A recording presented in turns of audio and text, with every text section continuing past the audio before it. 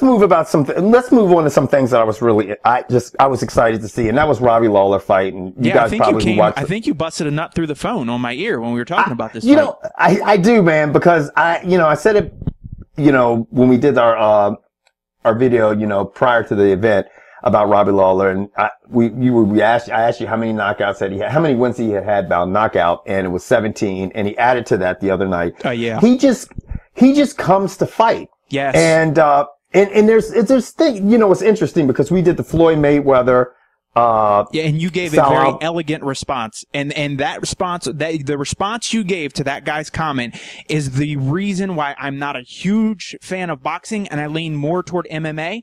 But then we'll also talk about the Rory McDonald fight and how it got sandwiched between four guys who were looking to fight, and then Rory McDonald and Jake Ellenberger, who looked like they were ready to dance. And that's the difference. Kevin, Kevin said, Robbie Lawler's coming to fight. He's coming to end the fight at the beginning of round 1 to the end of round 3 or the end of round 5. He's constantly looking to end the fight. In the fight. And people who don't see that or don't get that, and the guy was like, to the boxing video, his response to me was like, how do you mean it isn't a fight and the people don't engage? I'm like, you can dance, you can use your skill set to stay away from a guy and not try to put a guy away and just outpoint him.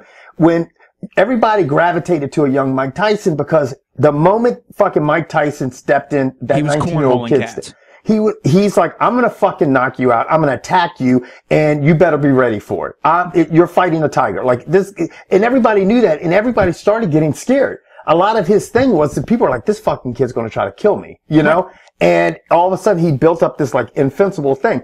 Robbie Lawler has that type of mentality. Now, he's been submitted. He's had his losses. He's even been TKO'd before. But the thing about Robbie Lawler I've always liked is that guy had so much potential. And you saw it last night. You see how much potential. Now that he's with American Top Team, he was throwing kicks. And he's like, I'm going to fucking keep coming forward, and I'm going to try to put you to sleep. I'm going to load up. And eventually he did it.